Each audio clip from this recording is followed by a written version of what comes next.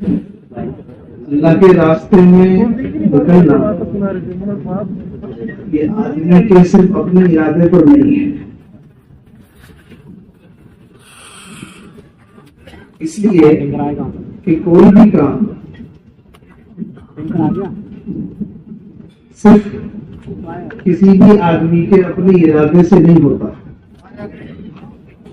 کام جو بھی ہوگا دنیا میں، جب بھی ہوگا، جہاں بھی ہوگا، اس میں اللہ پاک کا ارادہ ہوگا۔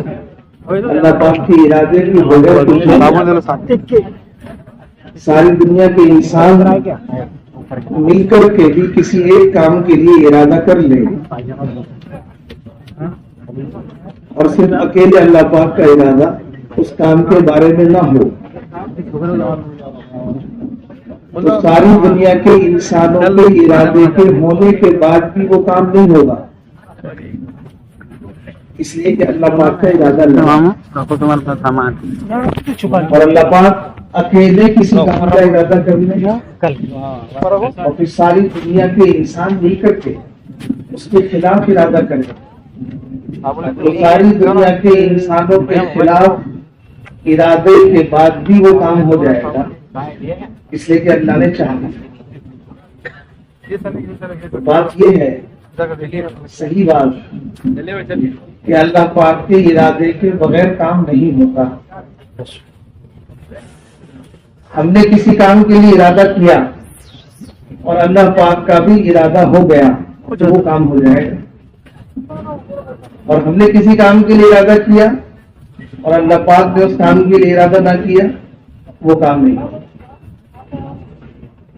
حضرت علی رضی اللہ تعالیٰ عنہ نے فرمایا، میں نے اپنے ارادوں کو ٹوٹتے ہوئے دیکھ کر اللہ کو پہچانا۔ کتنے کاموں کو میں سوچتا ہوں، کتنے کاموں کا میں ارادہ کرتا ہوں، اس میں سے کچھ ہوئے کچھ نہیں ہوا۔ تو بھائیو، دوستو، بزرگوں، اس اعتبار سے جو لوگ اللہ کے راستے میں جانے کے لیے یہاں آ چکے اپنے گھروں سے نکل کر، وہ خوش نصیب لوگ ہیں اور وہ اپنے آپ کو خوش نصیب سمجھیں، اس اعتبار سے کہ ہمارا نکلنا صرف ہمارے ارادے سے نہیں، بلکہ ہمارے اس نکلنے میں اصل اللہ کا ارادہ شامل ہوا۔ ہمارے پاس چائے کی جتنے لوگ اللہ کے راستے میں نکل رہے ہیں ان سب کے لیے یہ بات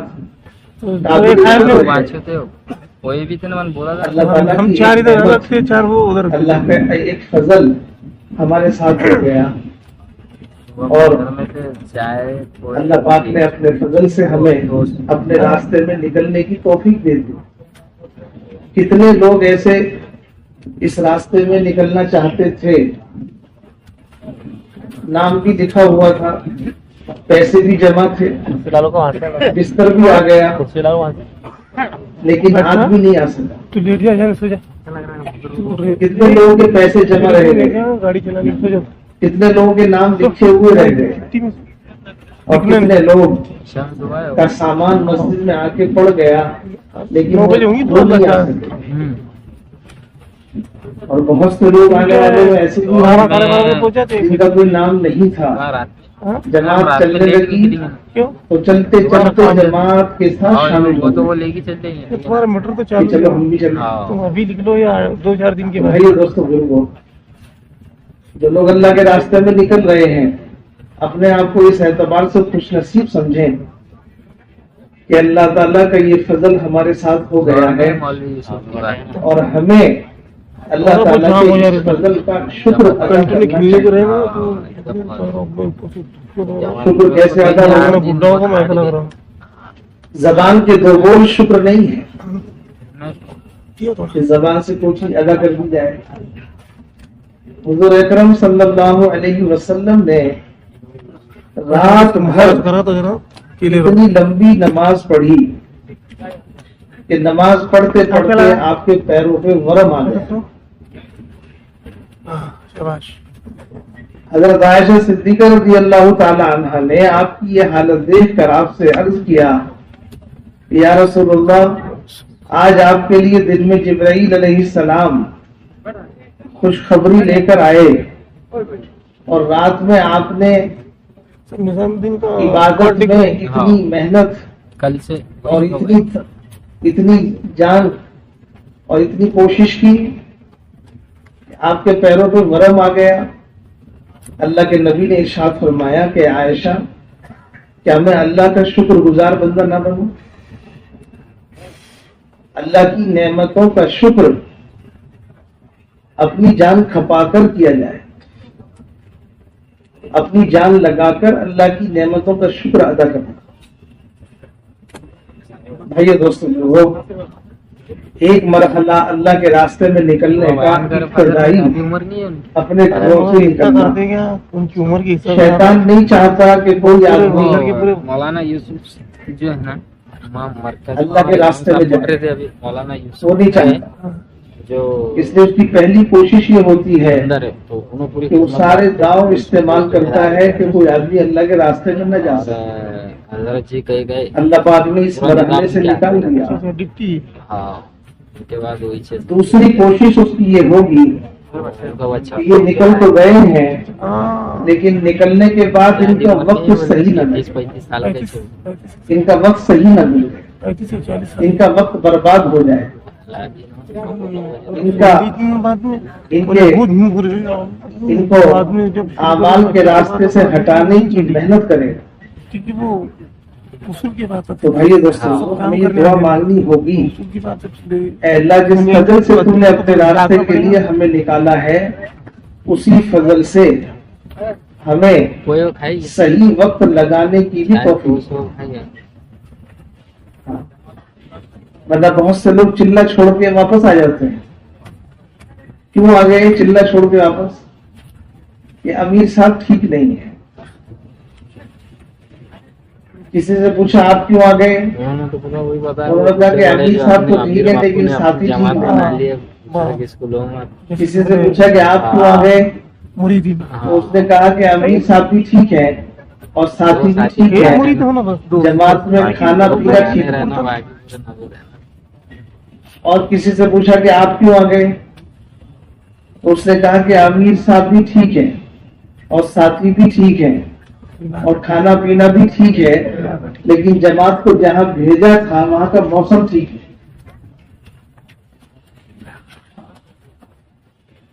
شیطان کا وسوسہ. امیر صاحب ٹھیک نہیں ہے تو کیا کریں؟ جماعت چھوڑ دیں. امیر صاحب اگر ٹھیک نہیں ہے تو کیا کیا جائے؟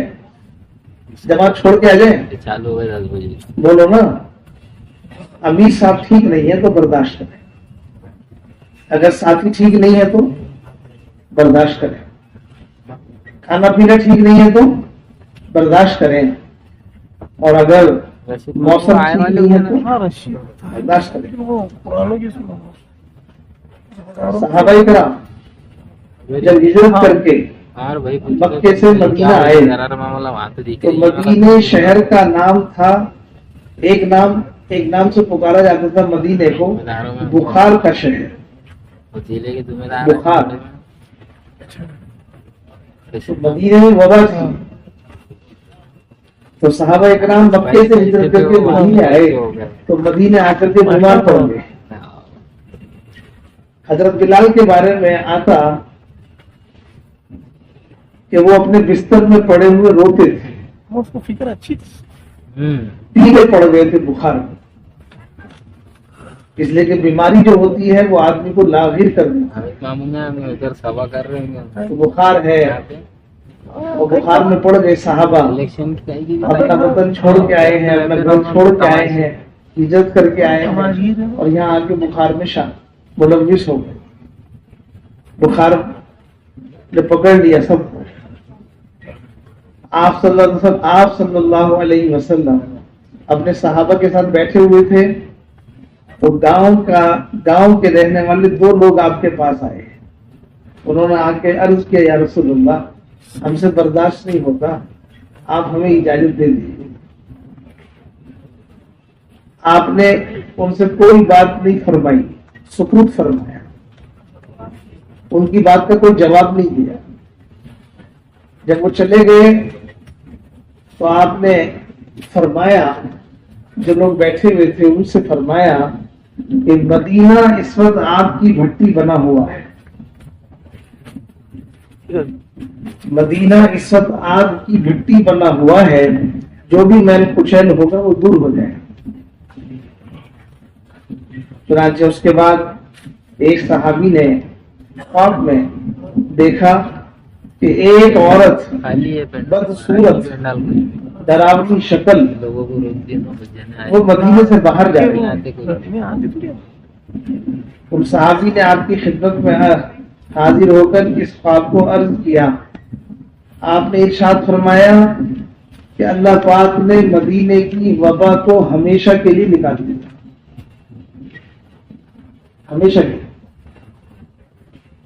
اللہ کے راستے میں نکل کر تکلیفوں کو مانگنا نہیں ہے، پریشانیوں کو مانگنا نہیں ہے، سختیوں کو مانگنا نہیں ہے۔ اللہ کے راستے میں نکل کر اگر مجاہدہ ہو جائے تو برداشت کرو، پریشانیاں آ جائیں تو برداشت کرو۔ جس ماحول میں جا رہے ہیں، جس علاقے میں جا رہے ہیں، وہاں کا موسم بھی الگ ہوگا، کھانا پینا بھی الگ ہوگا، وہاں کے حالات الگ ہوتے ہیں، اپنے گھر جیسا ماحول نہیں ہوتا۔ تو آدمی جب سفر میں ہوتا ہے تو سفر میں یہ سب دشواریاں آتی ہیں، لیکن برداشت کریں گے تو اللہ پاک اس برداشت کرنے پر وہاں کی سختیوں کو، وہاں کی پریشانیوں کو، وہاں کے حالات کو بھی درست کر دیں، وہاں کی پریشانیوں کو بھی دور کر دیں گے، اور بعد میں آنے والی جماعتوں کے لیے راستہ بن جائے گا۔ تو بھائی دوستوں، وہ اس طرح کہ ہمیں اس کو برداشت کرنا، تو ہمیں اللہ پاک سے یہ دعا مانگنی ہے، اللہ جس فضل سے تو نے اپنے راستے میں قبول کیا، اسی فضل سے ہمیں صحیح وقت لگانے کی توفیق دے۔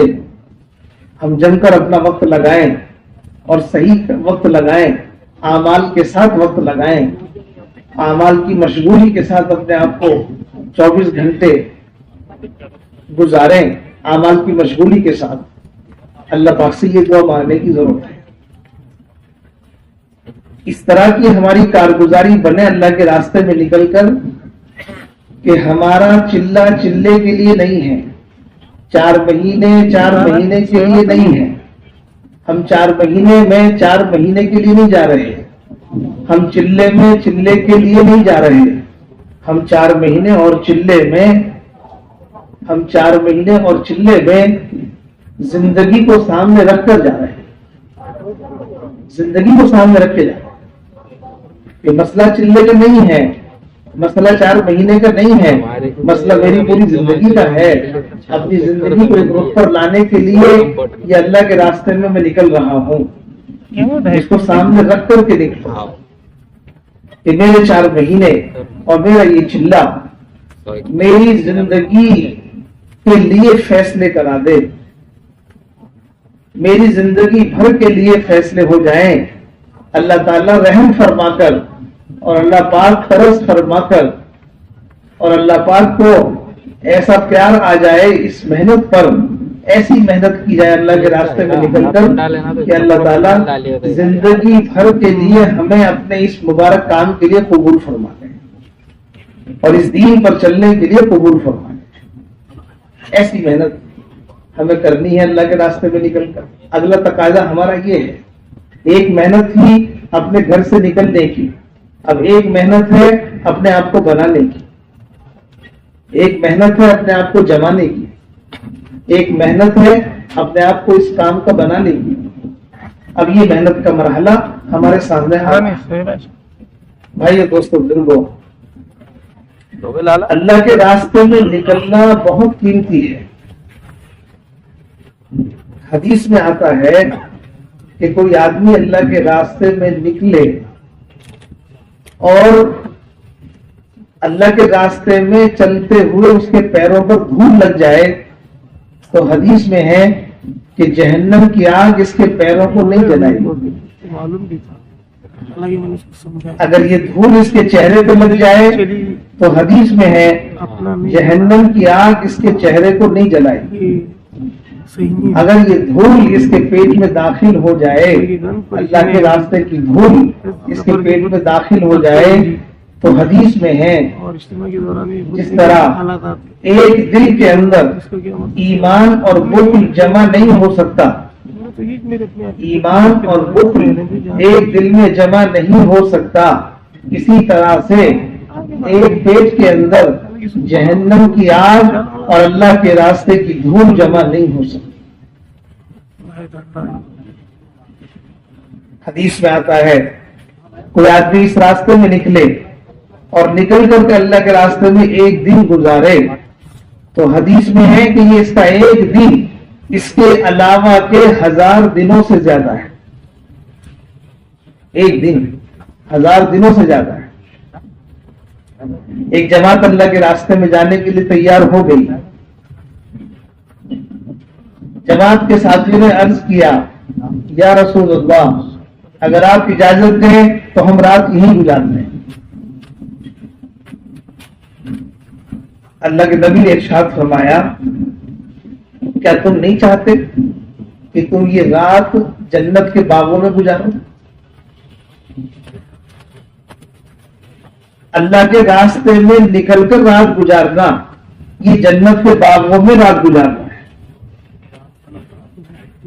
भाइयों दोस्तों, देखो, एक रात की कीमत इतनी है कि जो आदमी अल्लाह के रास्ते में निकलकर रात गुजार रहा है, वो जन्नत के बागों में रात गुजार रहा है। एक दिन की कीमत 1000 दिनों से ज्यादा, और एक धूल और मिट्टी की कीमत ये है कि जहन्नम की आग उस जगह को नहीं जला सकती जहां अल्लाह के रास्ते की धूल लगी हो। भाइयों दोस्तों, लोगों, दुनिया में लाखों लोग, करोड़ों लोग रात गुजारते हैं, करोड़ों लोग दिन गुजार रहे हैं, करोड़ों लोगों को धूल लग रही है, लेकिन ये वादे उनके लिए नहीं है। ये वादे उनके लिए नहीं है। ऐसा नहीं है कि धूल एक ही को लगेगी, नहीं, धूल सबको लग रही है। रात सब गुजार रहे हैं, दिन सबका गुजर रहा है, लेकिन फर्क है अल्लाह के रास्ते का। अल्लाह के रास्ते की कीमत ये है, अल्लाह के रास्ते की निस्बत ये है कि जो आदमी अल्लाह के रास्ते में निकल जाए तो अल्लाह के रास्ते की होने की निस्बत से उसकी खासियत बदल जाती है, उसकी खासियत बदल जाती है। कल तक इसलिए हमें अल्लाह ताला ने जो वादे किए हैं अपने रास्ते में निकलने पर, उन वादों का इस्तेहज़ार हमारे दिलों में होना चाहिए। उन वादों का यकीन हमारे दिलों में होना चाहिए। रोजाना अल्लाह के रास्ते में निकलकर सुबह के वक्त में मुंतखब अहादीस की जो तालीम होगी, मुस्तकिल उसमें एक बाब है अल्लाह के रास्ते में निकलने के फजाइल। जिसने बनाया हम उसको पढ़ें रोजाना। उसमें अल्लाह पाक ने जो अपने रास्ते में निकलने के जो वादे फरमाए हैं, वो उसमें उनका जिक्र है। हम उनको सुने और यकीन के साथ सुने, और उस यकीन के साथ अल्लाह के रास्ते में हमारा पल पल गुजरना चाहिए। यकीन के साथ, अल्लाह के वादों के इस्तेहज़ार के साथ, अल्लाह के वादों के यकीन के साथ हमारा वक्त, हमें इसकी मशक करनी। भाइयों दोस्तों, बिल्कुल इसी तरह अल्लाह के रास्ते में निकलना हमारा किस नीयत से हो। अल्लाह के रास्ते में हम जा रहे हैं, क्यों जा रहे हैं? भाइयों दोस्तों, बिल्कुल अल्लाह के रास्ते में निकलना, हजरत मोहम्मद मुस्तफा सल्लल्लाहु अलैहि वसल्लम को अल्लाह पाक ने दुनिया में भेजा, तो दुनिया में आपको एक मेहनत देकर के भेजा। मेहनत, जिस माहौल में आपको भेजा, उस माहौल में लोगों का हाल क्या था, उनकी जिंदगियां कैसी थी उस माहौल में, जिस माहौल में आपको भेजा। इबादत के नाम पर नंगे होकर तवाफ कर रहे थे,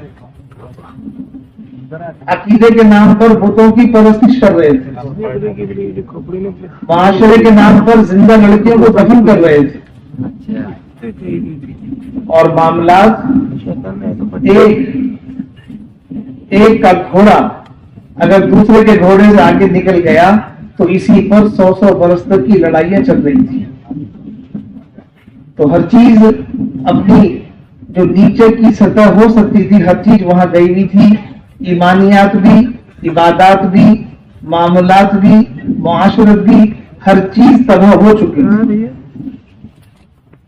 بالکل تباہی پر تھی.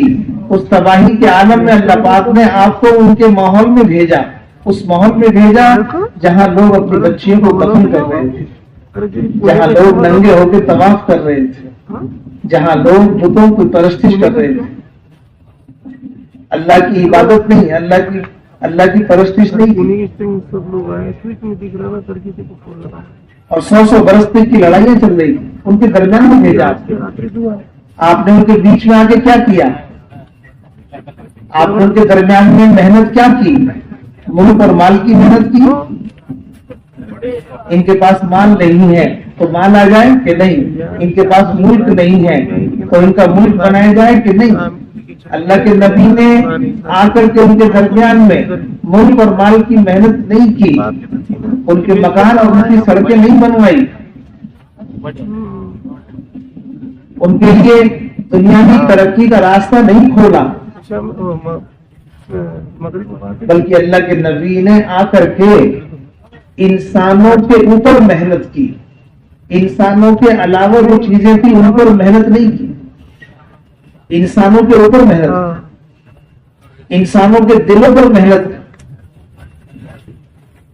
دلوں کا یقین صحیح ہو جائے اور جسم کے اعضاء کا استعمال صحیح ہو جائے. یہ دو محنتیں آپ نے، ایک ایمان اور دوسرا عمل. ایمان کے لیے دل ہے تو دل کا یقین صحیح ہو، عمل کے لیے جسم اور اس کے اعضاء ہیں تو اعضاء کا استعمال صحیح ہو. یہ دو محنتیں آپ نے کی جس کی برکت سے کیا ہوا کہ ان ساری چیزوں کے بیچ میں انسان بن گیا. اور انسان بنا، اگر انسان بنے گا تو سارا عالم بنے گا. انسان صحیح ہوگا تو ساری دنیا صحیح ہوگی، اگر انسان صحیح نہیں ہوگا تو ساری دنیا خراب ہو جائے گی. دنیا کے صحیح ہونے کا نام یہاں کے ملک اور مال کا صحیح ہونا نہیں، بلڈنگوں کا صحیح ہونا نہیں، سڑکوں کا صحیح ہونا نہیں، یہاں کی سواریوں کا صحیح ہونا نہیں، بلکہ ان کے درمیان میں جو انسان ہے اس کا صحیح ہونا ہے.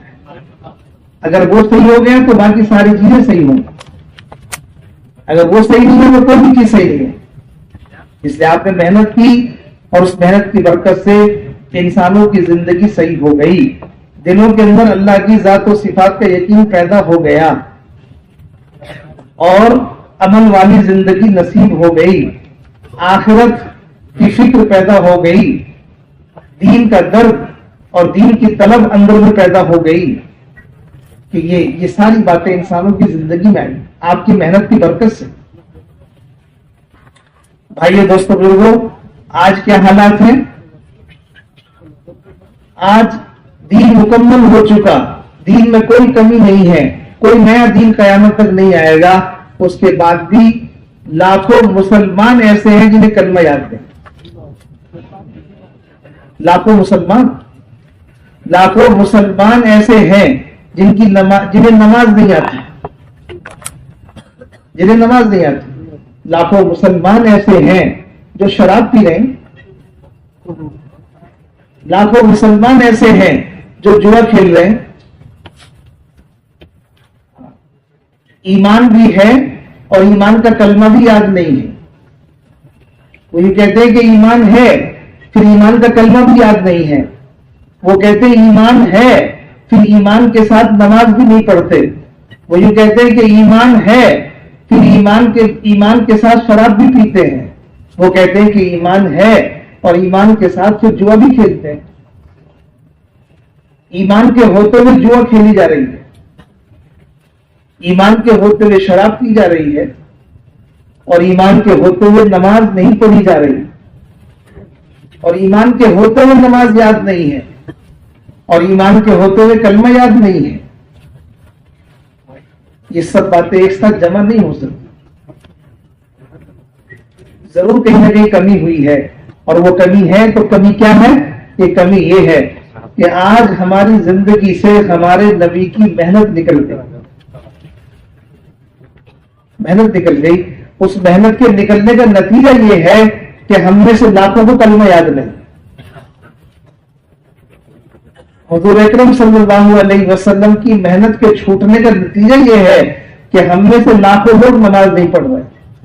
ورنہ حدیث کتاب میں لکھا ہوا ہے کہ حضور اکرم صلی اللہ علیہ وسلم کے زمانے میں مدینے کے اندر ایک منافق کی بھی ہمت نہیں ہوتی تھی کہ وہ جماعت کے ساتھ نماز چھوڑتے. منافق بھی جو کھلم کھلا منافق تھے وہ بھی جماعت کے ساتھ نماز پڑھتے تھے. اور یہاں ایک مسلمان کی ہمت ہے کہ وہ نماز نہیں پڑھتا. تو کہاں کمی ہو رہی ہے؟ کمی ہو رہی ہے کہ ہم سے جو نبی حضرت محمد مصطفیٰ صلی اللہ علیہ وسلم جو محنت لے کر آئے ہدایت کی، وہ ہدایت کی محنت آج ہماری زندگی میں نہیں. دین مکمل ہے، کوئی نیا دین نہیں آئے گا، لیکن دین پر چلنے کی ہدایت آج ہمارے پاس نہیں ہے. دین پر چلنے کی ہدایت ہمارے پاس نہیں ہے. دین ہے لیکن دین پر چلنے کی ہدایت نہیں ہے. اور ہدایت کیوں نہیں ہے؟ کہ ہم محنت پر نہیں ہیں، ہم نبی والی محنت پر نہیں ہیں. اس محنت پر نہ ہونے کی وجہ سے ہدایت نہیں. اللہ کے راستے میں کیوں نکل رہے ہیں؟ اللہ کے راستے میں نکلنے کا مقصد حضرت محمد مصطفیٰ صلی اللہ علیہ وسلم کی مبارک محنت کو سیکھنا، آپ کی محنت کو اپنا کام بنانا، آپ کی محنت کا محنتی بن کر زندگی گزارنا. آپ کی محنت ہدایت کا ذریعہ ہے. اگر ہم نبی کی محنت پر اپنے آپ کو لگائیں گے تو اللہ اس کی برکت سے ہمیں ہدایت دیں گے، اور ہدایت کی برکت سے اللہ پاک ہمیں دین پر چلنے کی توفیق دیں گے. بقدر محنت ہدایت آئے گی، اور بقدر ہدایت دین پر چلنا ہوگا. بقدر ہدایت دین پر چلنا ہوگا. بقدر محنت ہدایت آئے گی، اور بقدر ہدایت دین پر چلنا ہوگا. پہلے محنت ہوگی، محنت کے بقدر ہدایت آئے گی، اور ہدایت کے بقدر دین آئے گا. پہلے محنت زندگی سے ختم ہوگی، اور جب محنت ختم ہوگی تو ہدایت کا آنا بند ہوگا، اور جب ہدایت کا آنا بند ہوگا تو دین نکلنا شروع ہو جائے گا. اس لیے آج ہماری سب سے بڑی ضرورت جو ہے ہر مسلمان کی، وہ ہے اپنے دین پر چلنے کے لیے ہدایت کا حاصل کرنا. ہدایت کا حاصل کرنا. دین تو ہے لیکن دین پر چلنے کی ہدایت نہیں ہے. مسجد کے برابر میں گھر ہے، مسجد کی دیوار سے گھر کی دیوار لگی ہوئی ہے، پھر بھی نماز پڑھنے کی توفیق نہیں ہے. نماز نہیں ہے. سارے محلے کے لوگ نماز پڑھنے مسجد میں آ رہے ہیں، یہ اپنے گھر کے برابر سے نماز پڑھنے مسجد میں نہیں جا سکتا. کیوں؟ کہ مسجد تو ہے لیکن مسجد میں جانے کی ہدایت نہیں. آج ہم نے اس محنت کو چھوڑ کر اپنی ہدایت کا دروازہ بند کر دیا ہے. اسی وجہ سے سب کچھ جانتے ہوئے بھی ہم محروم ہیں. سب کچھ جانتے ہوئے بھی جان رہے ہیں کہ نماز پڑھنی چاہیے، پھر بھی قدم نہیں اٹھ رہے. جانتے ہیں کہ ہمیں جھوٹ نہیں بولنا نہیں چاہیے، پھر بھی زبان نہیں رکتی. جانتے ہیں کہ ہمیں غلط کام نہیں کرنا چاہیے، پھر بھی ہاتھ نہیں رکتے. ہم جانتے ہیں کہ ہمیں نہیں غلط راستے کی طرف نہیں جانا چاہیے، پھر بھی قدم نہیں رکتے. سب کچھ جاننے کے بعد ہم جانتے ہوئے بھی گناہوں سے نہیں رک پا رہے. کیوں؟ کہ ہدایت کی کمی ہے، ہدایت نہیں ہے. ہر رکعت میں اللہ پاک ہدایت کے لیے دعا منگواتے ہیں کہ تم دعا مانگو، ہدایت کے بغیر کام نہیں چلے گا. اہدنا الصراط المستقیم.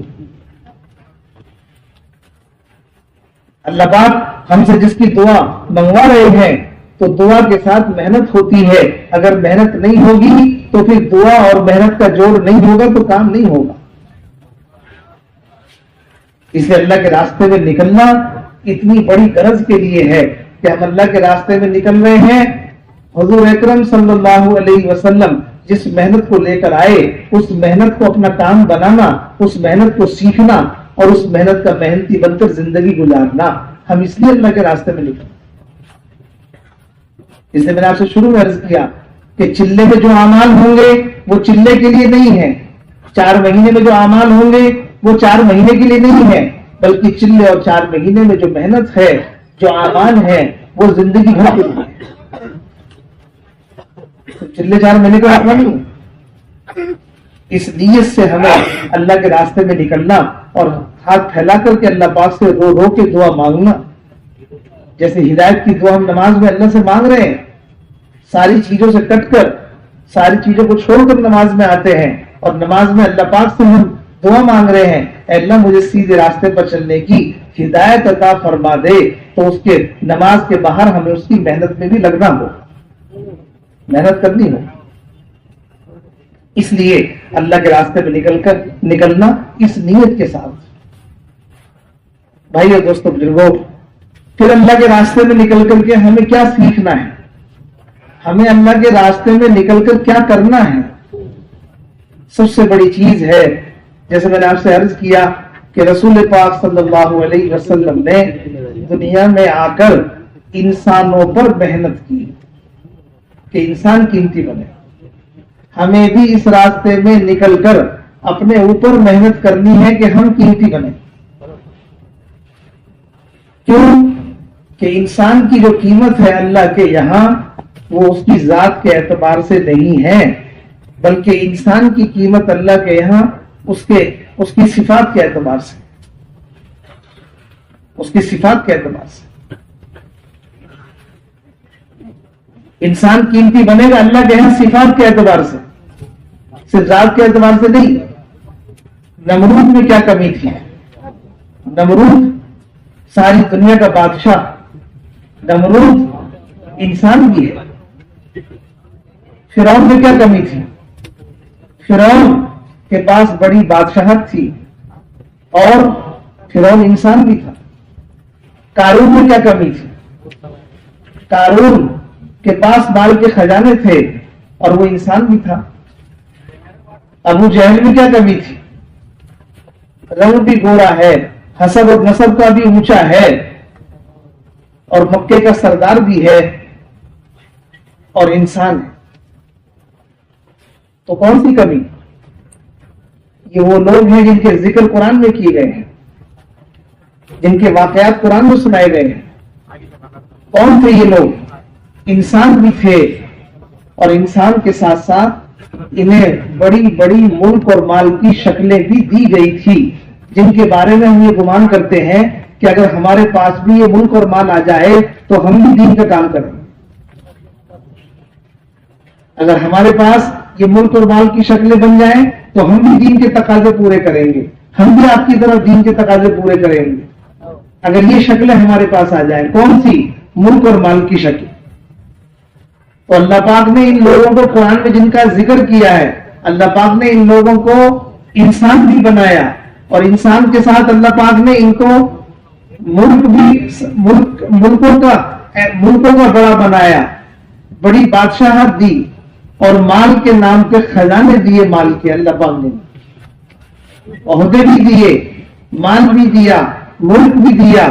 ان سب کو لے کر کے بھی اور انسان ہو کر کے بھی ناکام ہو. تو کیا کمی تھی ان کی زندگی میں؟ نمرود حکومت کے ساتھ کامیاب نہیں ہو سکا اور ابراہیم علیہ السلام کو اللہ پاک نے کامیاب کر دیا. کیوں؟ ان کے پاس تو حکومت بھی نہیں تھی.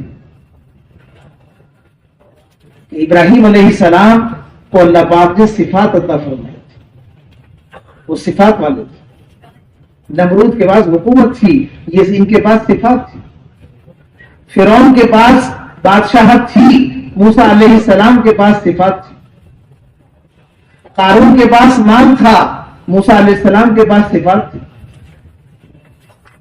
ابو جہل کے پاس مکے کی سرداری تھی، لیکن بلال رضی اللہ تعالیٰ عنہ کے پاس صفات تھی.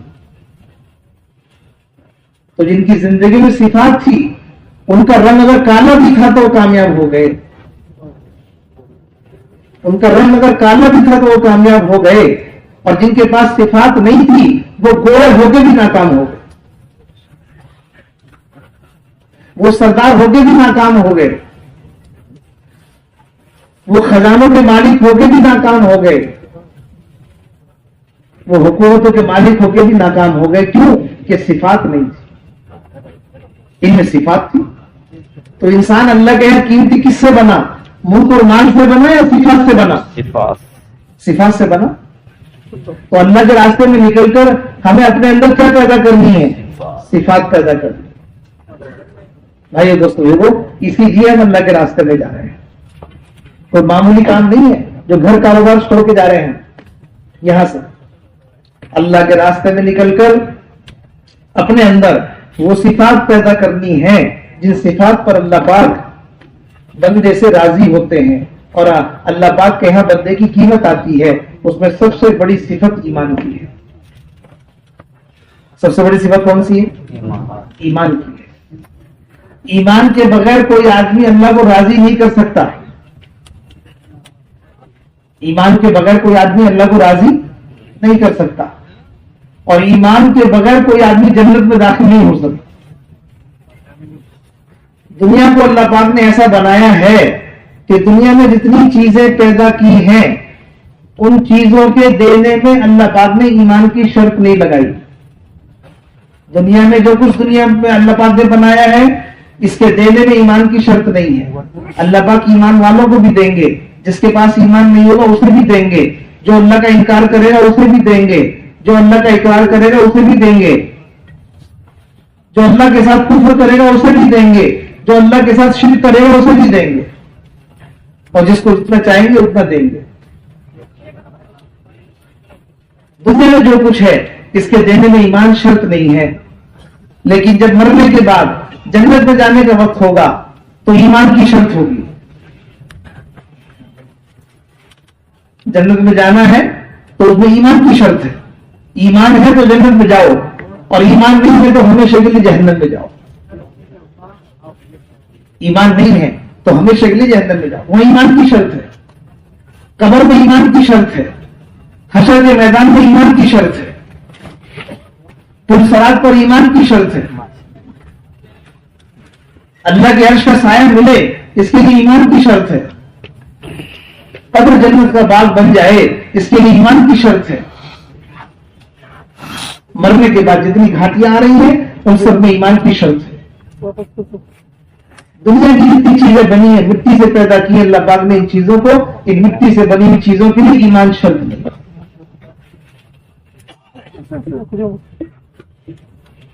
ایمان کے بغیر کوئی آدمی جنت میں نہیں جا سکتا، ایمان کے بغیر کوئی آدمی اللہ کو راضی نہیں کر سکتا۔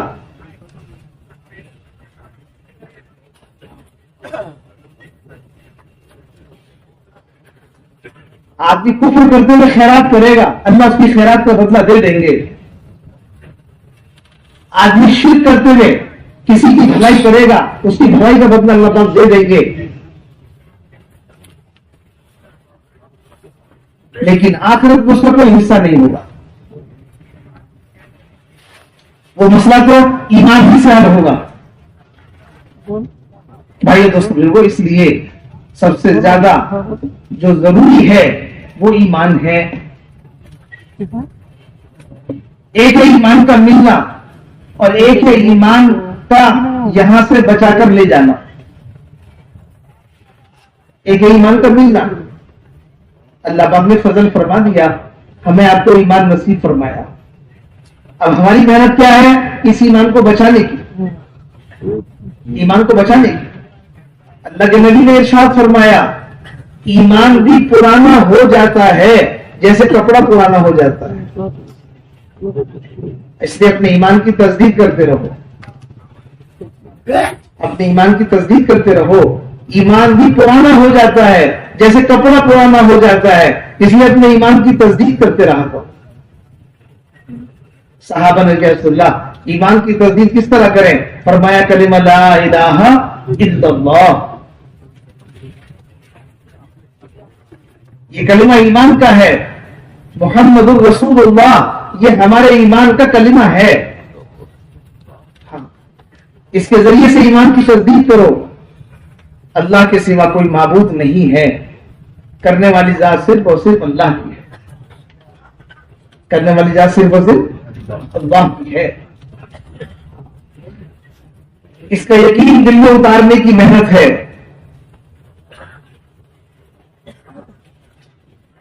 یقین اتارنے کے لیے اس کی دعوت ہے۔ ہمیں نظر آئے گا دنیا کے اندر دنیا کی چیزوں سے ہوتا ہوا، اور جہاں سے ہوتا ہوا ہمیں نظر آ رہا ہے وہاں سے ہو نہیں رہا، وہاں سے ہو نہیں رہا، اور جہاں سے ہوتا ہوا ہمیں نظر نہیں آتا اصل یہ وہاں سے ہو رہا، نظر آ رہا ہے چیزوں سے چیزوں کا ہونا۔ بھائیو دوستو بزرگو، اس کا انکار کرنا ہوگا، اس کی نفی کرنی ہوگی۔ اللہ کی ذات عالی سے سب کچھ ہوتا ہے، اس کی دعوت دے کر دل میں اس کو اتارنا ہوگا کہ کرنے والی ذات صرف اور صرف اللہ کی ہے۔ ایک تو اس کا یقین کہ اللہ کے سوا کوئی معبود نہیں ہے، وہ اکیلا ہے، اس کا کوئی شریک نہیں ہے، اور اللہ پاک ایسا اکیلا ہے اور ایسا مالک ہے اور ایسا رب ہے، ایسا خالق ہے، ایسا رازق ہے کہ وہ کسی چیز کا محتاج نہیں ہے۔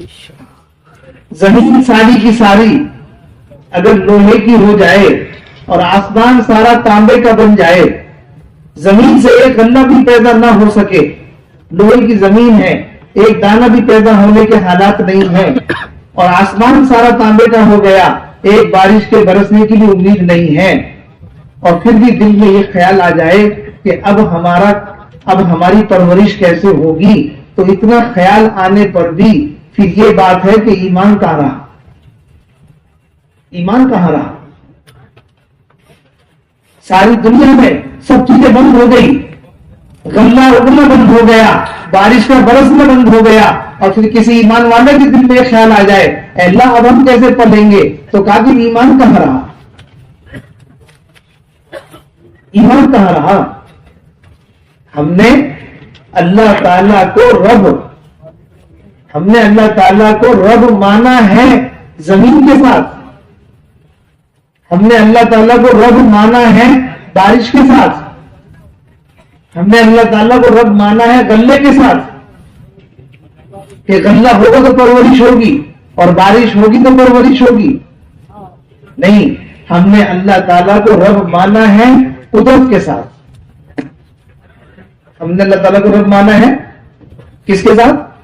قدرت کے ساتھ، کہ اللہ تعالیٰ پالن ہار ہیں۔ کیسے؟ قدرت سے۔ کیسے پالتے ہیں؟ بولو بھائی کیسے پالتے ہیں؟ یا زمین سے؟ نہیں، اللہ تعالیٰ رب ہے زمین کے ساتھ کہ نہیں، اللہ تعالیٰ رب ہے قدرت کے ساتھ، وہ پرورش کرتے ہیں، وہ پالتے ہیں اور کسی چیز کے محتاج نہیں ہے۔ اصحاب کہف کو 300 سال سلایا، 300 سال سلا کے بھی مرنے نہیں دیا،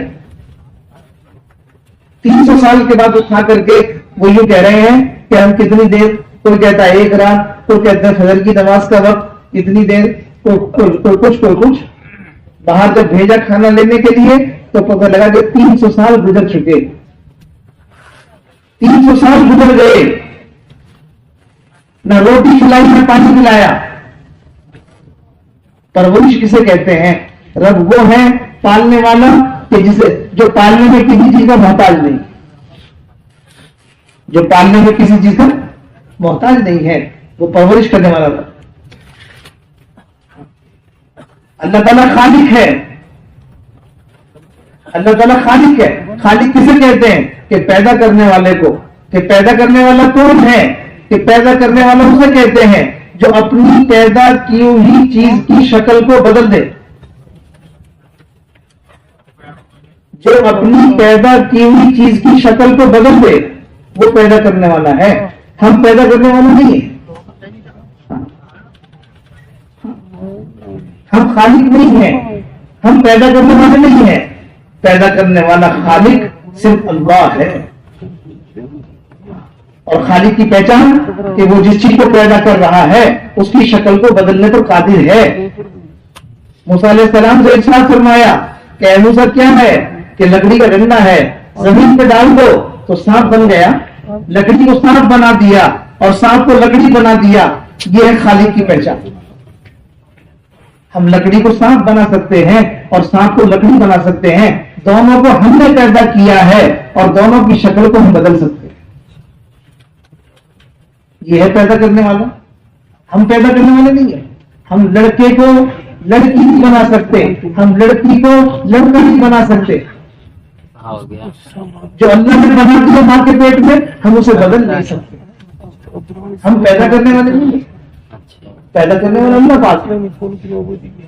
وہ چاہے تو ماں اور باپ کے ملنے سے بچے کو پیدا کرے, وہ چاہے تو بغیر باپ کے بچے کو پیدا کرے, وہ چاہے تو اونٹ کے اندر سے اونٹنی پیدا کرے, وہ چاہے تو پتھر سے اونٹنی کو پیدا کرے. اس کا نظام ہے. وہ جس طرح چاہے کرے. وہ رب ہے, وہ خالق ہے, وہ مالک ہے اور وہ لا شریک الگ ہے. اس کا کوئی شریک نہیں ہے. وہ کسی چیز چھوٹی چیز کا محتاج نہیں ہے.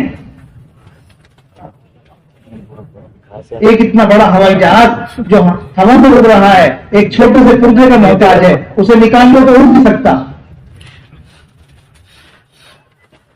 بہت گرمی ہوتی کالے میں. اللہ تعالیٰ کسی چھوٹی چیز کا محتاج نہیں ہے, ہر چیز پر قادر ہے. بھائی دوستوں کو ایک دعوت ہمیں اس ماحول میں چلانی ہوگی. اگر اس دعوت کو نہیں چلائیں گے, ان باتوں کو نہیں بولیں گے, اللہ کی بڑائی کا تذکرہ نہیں کریں گے تو ایمان نہیں بنے گا.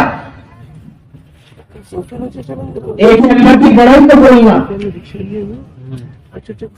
اللہ سے ہونے کو بولنا, اور ایک غیر کی باتوں میں جو غیر میں ہے اس کو بولنا. قبر ہے, حشر ہے, پلسرات ہے, جنت ہے, جہنم ہے, یہ سب باتیں غیب میں ہیں.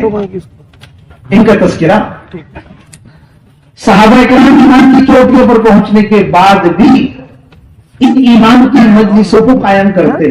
یہ صحابہ کا طریقہ تھا ایمان بنانے کا اور ایمان کی تازگی کا, کہ صحابہ کا ایمان کہ ایمان کی چوٹیوں پر پہنچا ہوا تھا, اس کے بعد بھی اپنے آپ کو ایمان کے بنانے کا, ایمان کی دعوت کا اپنے آپ کو محتاج سمجھتے تھے. آؤ اپنے رب پر تھوڑی دیر کے لیے ایمان لائیں, آؤ بیٹھو اپنے رب پر ایمان لائیں, چلو ہمارے ساتھ, اٹھو ہمارے ساتھ, بیٹھو ہمارے ساتھ, اپنے رب پر ایمان لائیں. صحابہ کرام ایمان کی مجلسوں کو قائم کرتے اور اس میں ایمان کی دعوت دیتے, اللہ کی بڑائی کو بولتے, اللہ نے جو فرمایا اس کو بولتے, رسول نے جو فرمایا اس کو بولتے, اللہ کی بڑائی کی تذکرہ کرتے. یہ محنت کا طریقہ تھا. بھائی دوستوں بزرگوں, ہمیں بھی اللہ کے راستے میں نکل کر زیادہ سے زیادہ وقت اس ایمان کے بنانے کی محنت میں لگانا ہوگا. مسجدوں میں ایمان کے حلقے قائم کریں, مسجدوں میں ایمان کی مجلسیں قائم کریں اور باہر والوں کا ہاتھ پکڑ کر مسجد میں لائیں. ایک ایک کی خوشامد کر کے مسجد کے ماحول میں لائیں اور مسجد کے ماحول میں لا کر ایمان کے حلقوں میں شریک کریں. کتاب پڑھی جا رہی ہے, یہ ایمان کا حلقہ ہے. یا کتاب میں صرف دو چیزیں ہیں, قال اللہ و قال الرسول, تیسری کوئی چیز نہیں. اللہ کا کلام ہے, اللہ کے رسول کا کلام ہے. مسجد کے اندر اللہ رسول کی بات ہو رہی ہے, اس حلقے میں شریک کرنا یہ ایمان کی مجلس میں شریک کرنا ہے, تاکہ ایمان بنے اور ایمان بڑھے اور ایمان میں تازگی پیدا ہو.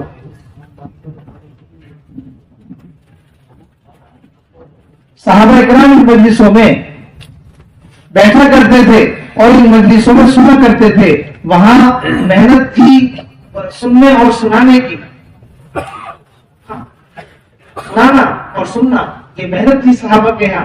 آج ہم نے دونوں کو چھوڑ دیا, بولنا بھی چھوڑ دیا, سننا بھی چھوڑ دیا. صحابہ کے یہاں کتابیں نہیں تھی, کتابیں لکھی نہیں گئی تھی اس وقت. ایک دوسرے کو دین سکھاتے تھے بیٹھ کر کے حلقوں میں. तो ये बातें जिंदगी में थी, जिंदा थी, सुनने और सुनाने की मेहनत थी। तो ये बातें सब जिंदगी में महफूज थी। जितने फीसद दीन आ रहा था उतने फीसद दीन सहाबा की जिंदगियों में होता था। सहाबा की जिंदगियों से पूछ करके किताबें लिखी गई, सहाबा से पूछ करके किताबें लिखी गई।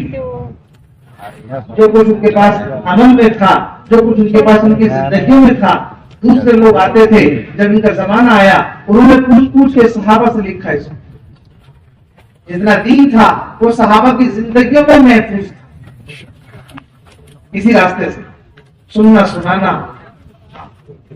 भाई पूरी भेज रहे आगे भाई और दोस्तों, हमें अल्लाह के रास्ते पे निकलकर इन हकों को कायम करना और मेहनत करके बाहर वालों को खुशामद करके बस इनके माहौल में जाकर हमें ईमान की बातों को सुनाना और ईमान की बातों के लिए उनको बिछाना और उनसे ईमान की बातें करना, ये ईमान के बनाने की मेहनत है। इससे ईमान बनेगा, अल्लाह ताला की जात और सिफात का यकीन हमारे दिलों में बढ़ेगा, ईमान में ताजगी पैदा होगी, अल्लाह की बड़ाई दिल में उतरेगी। इन सब बातों करेगी, रूहों के अल्लाह पाक से मेहनत भी करना, फिर लोगों के दुआ भी मांगना है, अल्लाह ईमान की हकीकत बता। दूसरों को दावत भी देती है, अपनी जात से खुद इन मस्जिदों का एहतमाम भी करना है और अल्लाह पाक से दुआ भी मांगना है। अल्लाह के रास्ते में निकलकर एक मेहनत है ईमान की, तो इस सिफत को अपने अंदर पैदा करना है। दूसरी सिफत है नमाज की, कि नमाज वो अमल है जिसके जरिए से बंदा अल्लाह के यहाँ कीमती बनता है। नमाज, जहाँ नमाज है वहाँ कोई दूसरा अमल नहीं है। सारे अहकामात वहीं पर आए, नमाज को अल्लाह पाक ने बुलाकर अपने पास दिया, अपने पास बुला के दिया। नमाज जितना दीन आया वो सारा का सारा जिब्रील अलैहिस्सलाम उसका वास्ता बने और जमीन पर उन सारी बातों को लेकर आए। लेकिन नमाज का हुक्म अल्लाह पाक ने जिब्रील अलैहिस्सलाम को नहीं बल्कि अपने हबीब को अपने पास बुला के, ये नमाज का मकाम है और ये नमाज की कीमत है। आइए दोस्तों, बिल्कुल इससे फरमाया गया कि नमाज मोमिन की महराज है, नमाज मोमिन की महराज है। महराज अल्लाह से मुलाकात का अमल है, महराज अल्लाह से मुलाकात का अमल था। अब हर बंदा अल्लाह से मुलाकात कैसे करे, हर बंदा अल्लाह से मुलाकात कैसे करे कि नमाज में आए। नमाज अल्लाह से मुलाकात का जरिया है, नमाज अल्लाह से मुलाकात का जरिया है। किसी को मुलाकात करनी है अल्लाह पाक से तो नमाज में आ जाए। हैदरी रज़ी अल्लाह ताला अन्हु ने फरमाया कि जब मुझे अल्लाह से बात करनी होती है तो मैं नमाज में आता हूँ। कहाँ आता हूँ? जब मुझे अल्लाह से बात करनी होती है तो कहाँ आता हूँ? नमाज में आता हूँ। और जब अल्लाह ताला मुझसे बात करना चाहते हैं तो वो कुरान पढ़ता हूँ। जब अल्लाह ताला मुझसे बात करना चाहते हैं तो मैं कुरान पढ़ता हूँ। कुरान में अल्लाह पाक मुझसे बात करते हैं, नमाज में मैं अल्लाह से बात करता हूँ। नमाज तो वो अमल है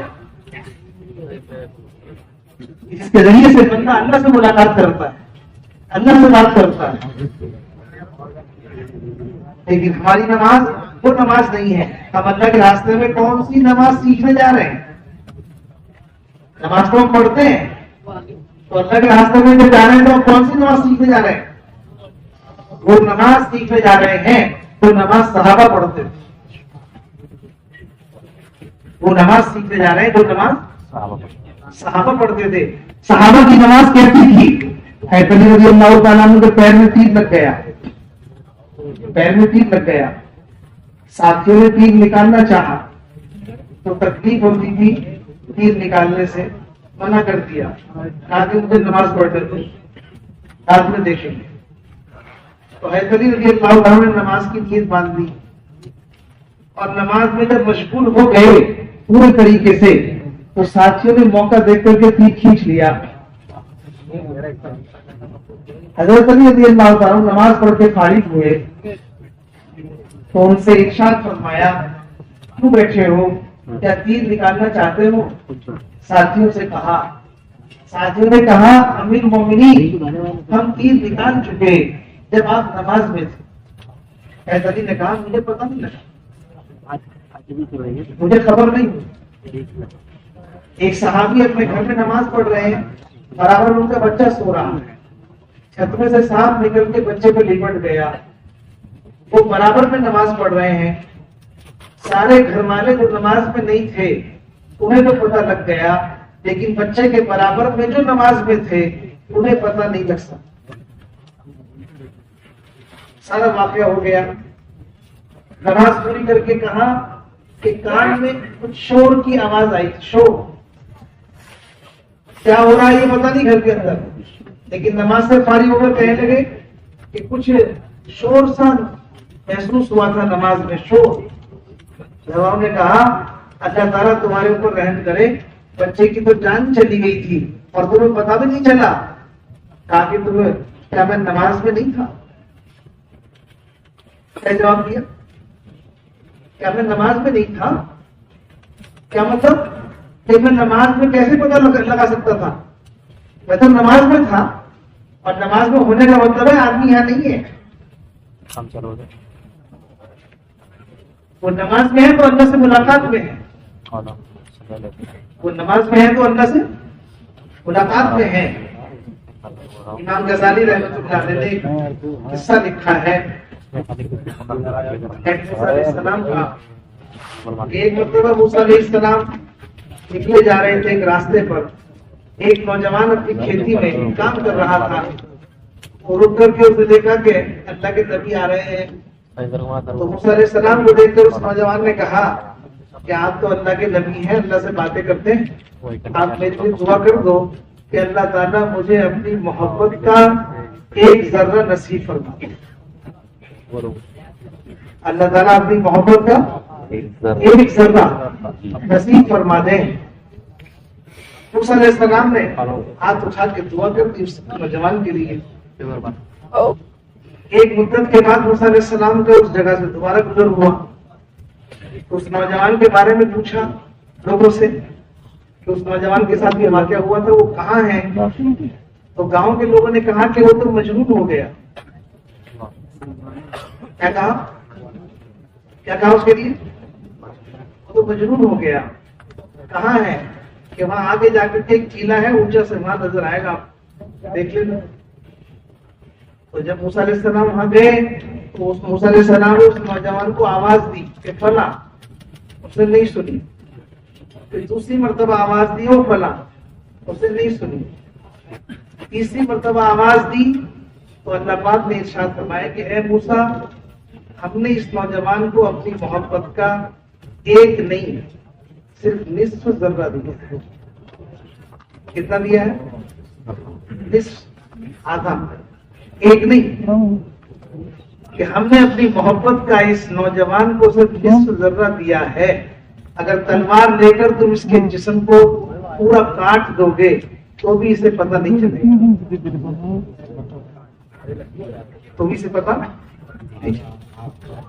اللہ کی معرفت, اللہ کا تعلق, اللہ پاک کی محبت کیا ہوتی ہے تو نماز میں ہوگی. نماز اس کے لیے ہے, نماز اس کے لیے.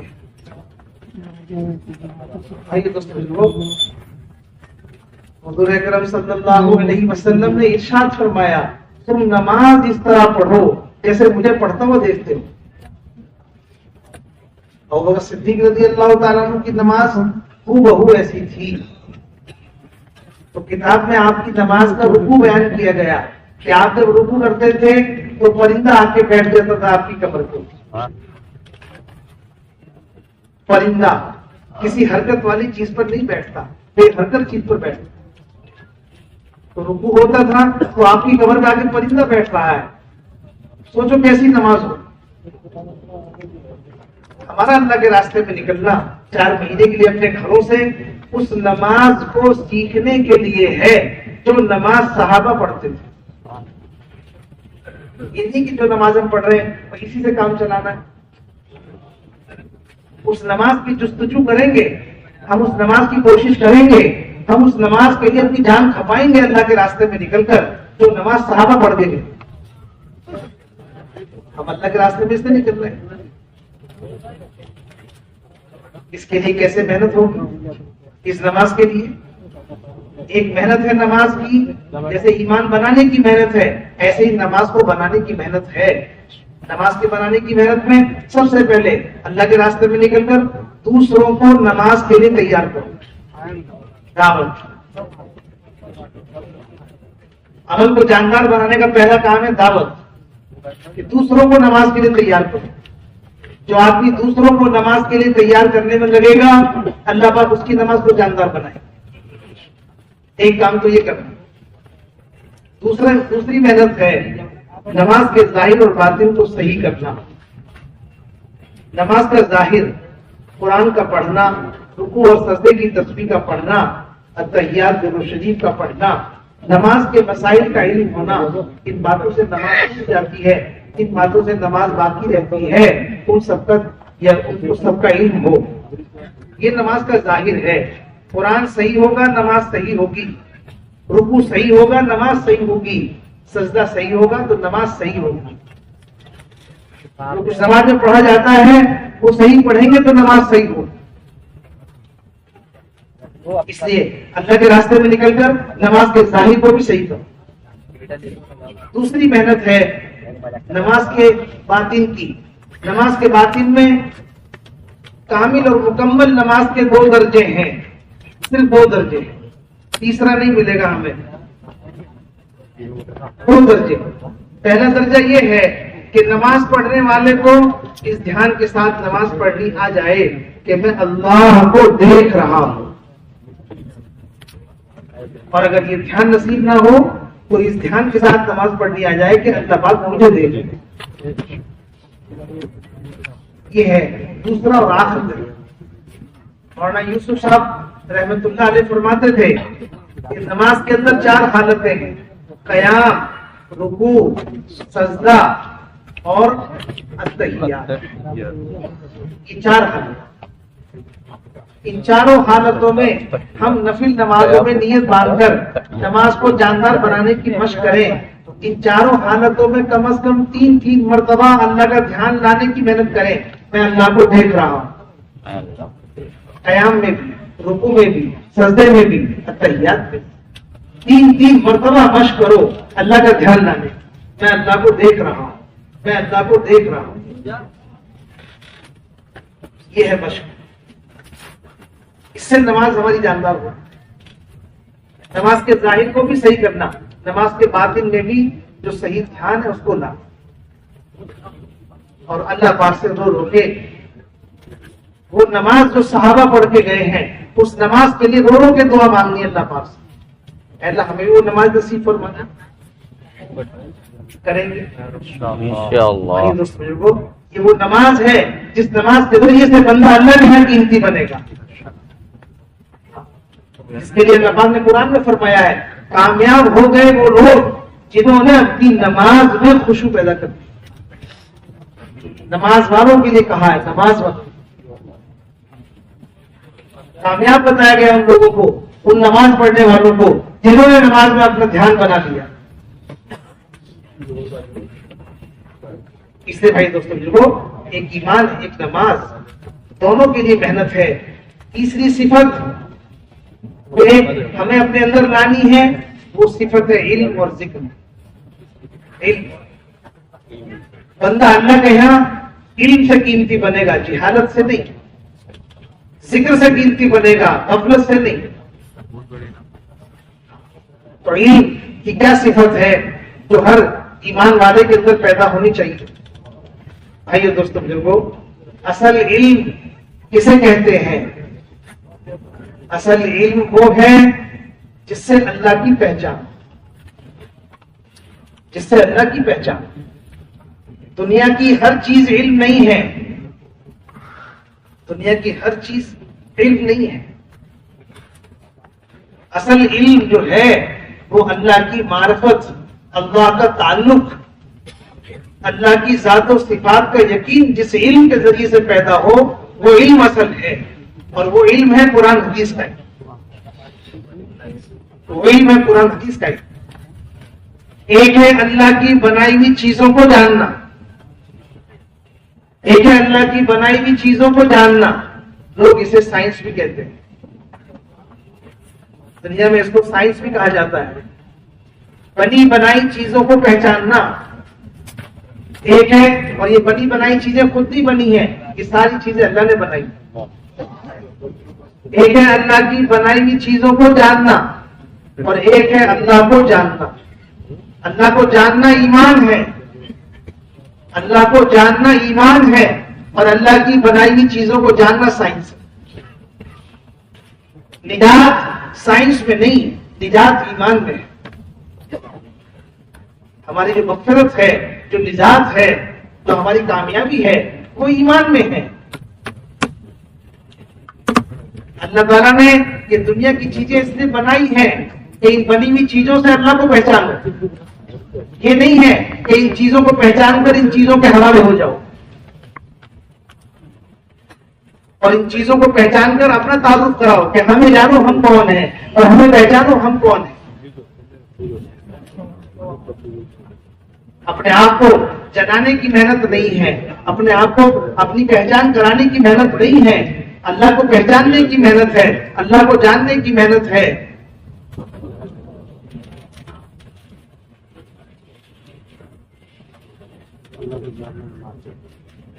اس لیے اس علم کو حاصل کرنا جس علم کے ذریعے سے اللہ کی معرفت ملے، جس علم کے ذریعے سے اللہ کا تعلق ملے، جس علم کے ذریعے سے اللہ تعالیٰ کی ذات و صفات کا یقین ہمیں نصیب ہو، اس علم کی محنت، اس علم کو حاصل کرنے کی محنت، اور وہ علم ہے قرآن حدیث کا علم۔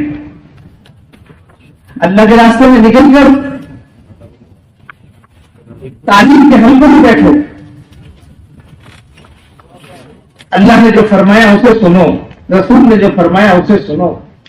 قرآن حدیث میں نور ہے، قرآن حدیث میں نور ہے، ایمان کا نور ہے قرآن حدیث۔ جتنا ہم توجہ کے ساتھ، دھیان کے ساتھ ہم بیٹھیں گے ان حلقوں کے اندر، ادب کے ساتھ باوضو ہو کر اللہ کا کلام سننے کی نیت سے، رسول کا کلام سننے کی نیت سے، یہ نور دل میں اترتا چلا جائے گا۔ ایمان ایک نور ہے، ایمان ایک نور ہے جو دلوں میں اتارا جاتا ہے، ایمان ایک نور ہے جو دلوں میں اتارا جاتا ہے۔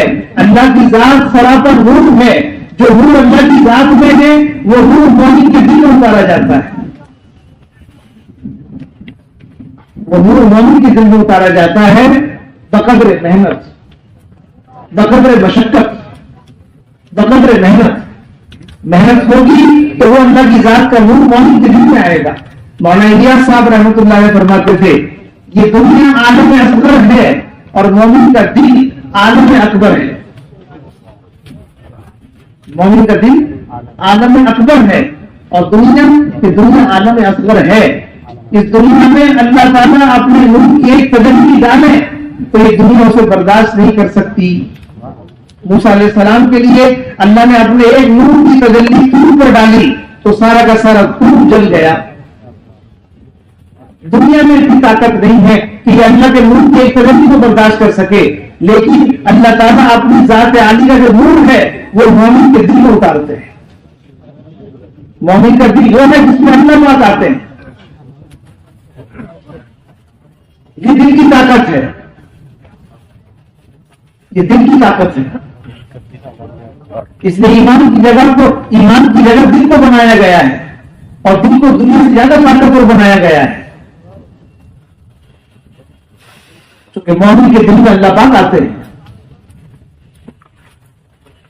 اس لیے ہم باوضو ہو کر، باادب ہو کر، محبت کے ساتھ اس حلقے میں بیٹھے جہاں اللہ رسول کی بات ہو، توجہ سے سننا، کیونکہ یہ نور دل میں اترنے کا وقت ہے، اللہ کے تعلق کے پیدا ہونے کے وقت ہے۔ یہ تعلیم کا حلقہ یہ اللہ کے تعلق کے پیدا ہونے کی جگہ ہے، یہ تعلیم کا حلقہ یہ دنیا کی محبت کے نکلنے کی جگہ ہے، یہ تعلیم کا حلقہ یہ اللہ کے وعدوں کے یقین کے پیدا ہونے کی جگہ ہے. یہ تعلیم کا حلقہ یہ اسباب کے یقین کے دل سے نکلنے کی جگہ ہے. یہاں بیٹھو. صحابہ ان حلقوں میں بیٹھنے کا اہتمام کرتے تھے. آپ کی مجلس چل رہی ہے, صحابہ بیٹھے ہوئے ہیں, آپ صحابہ سے ارشاد فرما رہے ہیں. بس یہی تعلیم کا حلقہ تھا آپ کے زمانے میں. آپ جو فرماتے تھے یہی تعلیم تھی. آپ فرما رہے ہیں میری امت میں ایک جماعت ایسی ہوگی جو ایک ملک کو فتح کرے گی. جب وہ ملک فتح ہو جائے گا تو اس ملک کی شہزادی سفید گھوڑے پر بیٹھ کر اور کالی اوڑھنی اوڑھ کر نکلے گی.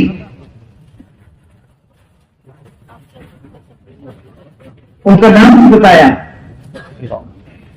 اس شہزادی کا نام بھی آپ نے بتایا, شیما بنت بطیل, کہ وہ شہزادی ہوگی, ملک فتح ہو جائے گا, وہ سفید گھوڑے پر آئے گی بیٹھ کر, کالی اوڑھنی اس میں اوڑھی کی ہوگی. ایک صحابی درمیان میں سے کھڑے ہو گئے. ابھی آپ فرما رہے ہیں یہ بات, یہ واقعہ بیان کر رہے ہیں. صحابی درمیان سے کھڑے ہو کر کہنے لگے یا رسول اللہ, جس شہزادی کی آپ خبر دے رہے ہیں یہ شہزادی آپ مجھے دے دو, یہ شہزادی آپ مجھے دے دو. صحابہ اس طرح سنتے تھے آپ کی بات. تعلیم کا سننا کیسے ہو کہ تعلیم کا سننا ایسے ہو, کیا مطلب کہ یا رسول اللہ ہماری آنکھیں جو دیکھ رہی ہیں وہ غلط ہو سکتا ہے, ہماری آنکھیں جو دیکھ رہی ہیں وہ غلط ہو سکتا ہے, لیکن جو بات آپ کی زبان سے نکل رہی ہے وہ غلط نہیں ہو سکتی. جو بات آپ کی زبان سے نکل رہی ہے قیامت تک جس کے مطابق ہوگا, ہماری آنکھیں جو دیکھ رہی ہیں وہ غلط ہو سکتا ہے, لیکن آپ کی زبان جو بول رہی ہے وہ غلط نہیں ہو سکتا, قیامت تک اس کے مطابق ہوگا. آپ نے فرمایا یہ شہید ہو جائیں تو انہیں امیر بناؤ, یہ شہید ہو جائیں تو ان کو امیر بناؤ, یہ شہید ہو جائیں تو ان کو امیر بناؤ. یہودی کہنے لگا یہ تینوں شہید ہو جائیں. ایک یہودی کرتا ہے یقین کا کہ نبی کی بات جو بول رہی ہے اس کے مطابق ہوگا, اس کے خلاف نہیں ہوگا. اگر تعلیم کے حلقے میں بیٹھ کر کے یقین سے نہیں سنتے کہ جو اللہ کے رسول فرما رہے ہیں اس کے مطابق ہوگا. یہودی کو یقین ہے کہ جو نبی کی زبان سے نکل رہا ہے وہ ہوگا. ہم اللہ کے راستے میں نکل کر اس طرح سنیں اللہ رسول کی باتوں کو, تعلیم کو اس طرح سنیں کہ جو اللہ نے فرمایا قیامت تک اس کے مطابق ہوگا, جو رسول نے فرمایا اس کے خلاف نہیں ہوگا, وہی ہوگا جو فرمایا جا رہا ہے. اسے کہتے ہیں یقین کو سننا, اور اسے کہتے ہیں اس سن کر کے اس یقین کو دل میں اتارنا. ایسا ہی ہے, ایسا ہی ہے, اس کے خلاف نہیں ہو سکتا. بھائی دوستو, یہ ہے اللہ کے وعدوں کے یقین کے اترنے کی جگہ, یہ ایمان کی مجلس, یہ اعمال پر جو اللہ نے وعدے کیے ہیں ان وعدوں کے دل میں اترنے کی جگہ ہے. یہ تعلیم کا حلقہ اسباب کا یقین دل سے نکلنے کی جگہ ہے. یہ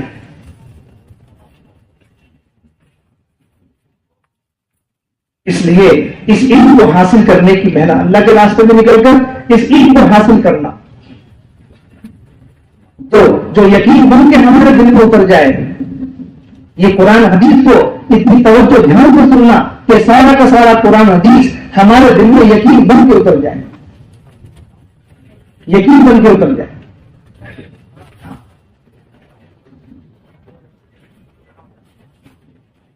بھائی اور دوستوں بزرگوں, اسی طرح اللہ کے راستے میں نکل کر ہمیں دوسروں کو دعوت بھی دینی ہے, اپنی ذات سے اس کا اہتمام بھی کرنا ہے.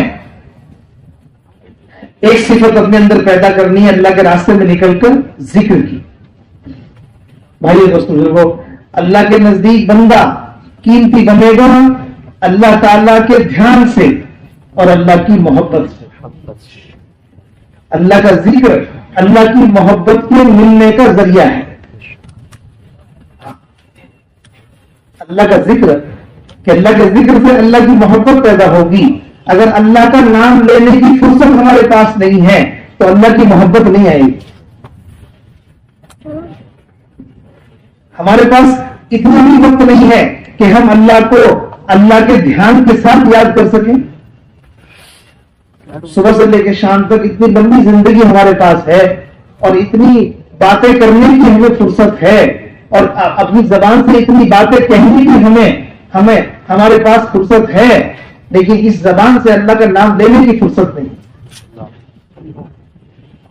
3 تسبیحات کا اہتمام کرنے کے لیے کہا جاتا ہے. کم سے کم 1 تسبیح تیسرے کلمے کی، 1 تسبیح درود پاک کی، 1 تسبیح استغفار کی، اتنا تو پڑھ لو کم سے کم. لیکن ان 3 تسبیح کا بھی ٹائم ہمارے پاس نہیں ہے. 12 گھنٹے کا دن نکل جاتا ہے، 8 گھنٹے کا دن ہمارے اوپر سے گزر جاتا ہے، آدھا گھنٹہ بیٹھ کر کے ذکر کرنے کی ہمیں تو فرصت نہیں. تو کہاں سے اللہ کی محبت آئے گی اور کہاں سے اللہ کا دھیان آئے گا؟ جس دن میں اللہ کی محبت نہیں آئے گی اس میں دنیا کیا آ جائے گی، اور جس دن میں اللہ کی محبت آ جائے گی اس دن سے دنیا کی محبت نکل جائے گی. اللہ کی محبت کو لانے کے لیے اللہ کا نام، اللہ کا دھیان، اس کے لیے تسبیحات ہے، ذکر ہے. صبح شام اہتمام کریں، اجتماعی عمل سے فارغ ہو کر انفرادی وقت میں اس کا اہتمام کریں ہم ان تسبیحات، تاکہ ہماری زندگی میں وہ نور آ جائے، وہ اللہ کا دھیان آ جائے. جو یہ دھیان جو بنے گا ذکر سے، یہ ہر عمل میں کام آئے گا، یہ دعوت میں بھی کام آئے گا، نماز میں بھی کام آئے گا اور تعلیم میں بھی کام آئے گا. ہر موقع پر یہ دھیان کام آئے گا. اگر دھیان نہ بنا تو ہر کام میں بے دھیانی ہوگی. اس سے اللہ کے راستے میں نکل کر اس کو اپنے اندر لانے کی محنت کریں. اللہ کے راستے میں نکل کر ایک صفت اپنے اندر پیدا کرنی ہے، اکرام مسلم. اکرام مسلم، اکرام مسلم، ایک مسلمان کی قیمت بیت اللہ سے زیادہ ہے، ایک مسلمان کا مقام بیت اللہ سے زیادہ ہے. لیکن ہم مسلمان کا اکرام اتنا قیمتی ہونے کے بعد بھی نہیں کر پا رہے. ایک مسلمان اتنا قیمتی ہے، اس کے بعد بھی ہم سے اس کا اکرام نہیں ہو رہا. کیوں؟ اس لیے کہ ہم مسلمان کے عمل کو دیکھ رہے ہیں اور مسلمان کے عمل سے اس کا اکرام نہیں ہو سکتا. مسلمان کے اکرام کے لیے اس کا عمل نہیں، بلکہ مسلمان کے اکرام کے لیے اس کا ایمان دے. عمل میں تو سب کی کمی ہے، کوئی مسلمان ایسا نہیں ہے جس کے عمل میں کمی نہ ہو.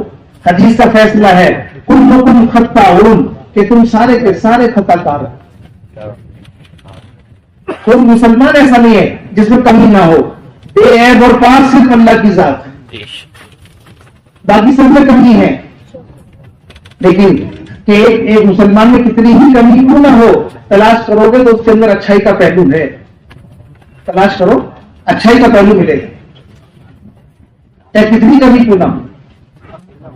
جتنے انسان ہیں اللہ تعالیٰ نے سب کا چہرہ دیکھو، ہر ایک کا چہرہ اس کو اچھا لگتا ہے، ہر ایک کا چہرہ خوبصورت ہے اور ہر ایک کا چہرہ اس کی نگاہ میں اچھا ہے. لیکن جتنے انسان ہیں سب کی پیٹھ میں دیکھو تو سب کی پیٹھ میں پخانا بھرا ہوگا. ہر مسلمان اس گندگی کو لے کے اپنے ساتھ چلتا ہے اپنے پیٹ کے اندر، لیکن اس کا چہرہ حسین ہے، خوبصورت ہے. ہر ایک کے پاس ایک اچھائی کا پہلو ہے اور ہر ایک کے اندر ایک گندگی ہے. اس گندگی سے کوئی اپنے آپ کو نہیں کہہ سکتا کہ میں پاک ہوں. بھائی بزرگوں، بے عیب اور پاک صرف اللہ کی ذات ہے، باقی سب میں کمی ہے. مسلمان کا اکرام مسلمان کے عمل سے نہیں ہو سکتا، کیونکہ مسلمان کے عمل میں کھوٹ ہے، کہیں نہ کہیں کمی ہے. مسلمان کا اکرام اس کے ایمان سے ہوگا. ایک مسلمان رائی کے دانے کے برابر بھی ایمان بچا کر لے جائے تو اللہ پاک اس دنیا سے 10 گنا بڑی جنت دینے کو تیار ہے. رائی کے دانے کے برابر ایمان پر، تھوڑے سے ایمان پر اللہ پاک اسے نوازنے کو تیار ہے. ایک مسلمان کا اکرام اس کے ایمان کو بنیاد بنا کر کریں.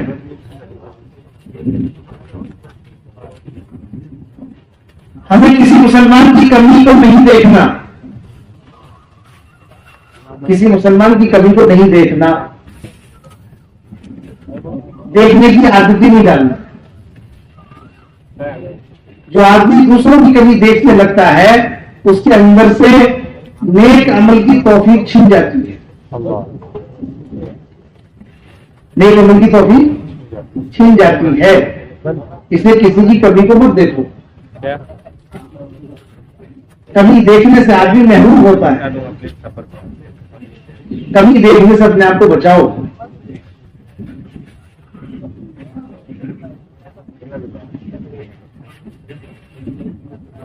شیطان نہیں تھا.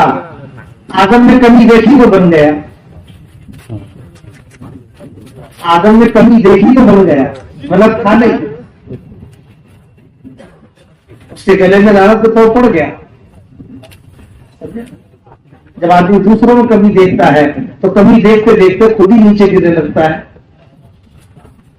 اور یہ بات پیدا ہوتی ہے اپنی بڑائی سے کہ میں بڑا ہوں تم چھوٹے ہو, میں اچھا ہوں اور تم برے ہو, میں بہتر ہوں تم کمتر ہو, میں بہتر ہوں تم کمتر ہو. کمی دیکھنے سے یہ باتیں پیدا ہوتی ہیں اندر میں. جب آدمی دوسروں میں کمی دیکھتا ہے تو یہ جذبے پیدا ہوتے ہیں.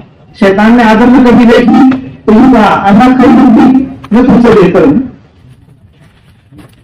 یہ جذبہ پیدا ہوا کمی دیکھنے کی وجہ سے. اس سے تو پہلی بات ہے کہ کسی اپنے علاوہ کسی دوسرے بھائی میں, کسی ایمان والے میں کمی مت دیکھو. کمی دیکھنا گناہ ہے. کمی دیکھنا کیا ہے؟ کمی دیکھنا گناہ ہے.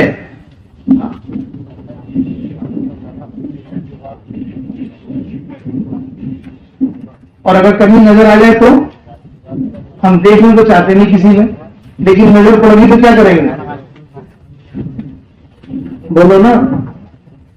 ہم کسی کی کمی دیکھنا نہیں چاہتے لیکن نظر پڑ گئی تو کیا کریں گے؟ جماعت میں ایک ساتھی لنگی پہن کے سو گیا رات کو, اور سونے کے بعد اس کی لنگی کھل گئی. امیر صاحب جاگ رہے ہیں, امیر صاحب کو دیکھنا نہیں چاہتے, اس کا شٹر کھل گیا اور نظر پڑ گئی.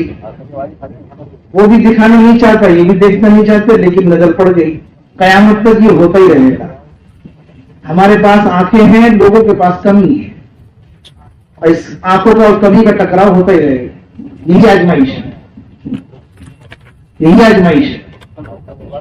اب لنگی کھل گئی, شٹر کھل گیا اور آنکھوں نے دیکھ لیا, تو ابھی کیا کرنا چاہیے؟ ساری جماعت کو اٹھا کے دکھانا چاہیے. جی,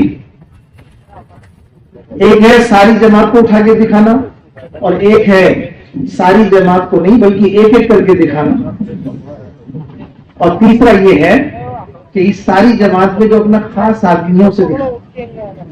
کیونکہ آدمی یہ سوچتا ہے کہ سب کو تو نہیں بتاؤں گا, لیکن ایک میرا خاص آدمی اس کو بتاؤں گا. بولو بھائی, کس کو؟ ہر ایک کا کوئی خاص ہوتا ہے نا, اس کو بتاؤں گا. تو آپ کیا سمجھتے ہو کہ یہ والی بات کسی کو بتانی چاہیے؟ ساری جماعت کو بھی بتانی چاہیے, ایک ایک کو بھی نہیں بتانی چاہیے, اور اپنے کسی خاص کو بھی نہیں بتانی چاہیے. بس اگر کسی مسلمان کی کمی نظر آ جائے, اس مسلمان کی کمی کو دوسروں کو جا کے بتانا بے دینی ہے. ایک مسلمان کی کمی نظر آ گئی, دوسروں کو جا کے بتانا بے دینی ہے. اپنے خاص کو بھی بتانا بے دینی ہے, اور عام کو بھی بتانا بے دینی ہے, اور ایک ایک کر کے بتانا بھی بے دینی ہے. لیکن اس بے دینی کو ہم دین سمجھ کے کرتے ہیں, یہ سوچ کر کہ میں تو تہجد بھی کرتا ہوں اور تلاوت بھی کرتا ہوں, تو مجھ سے تو کوئی گناہ ہو نہیں سکتا. ایسا نہیں.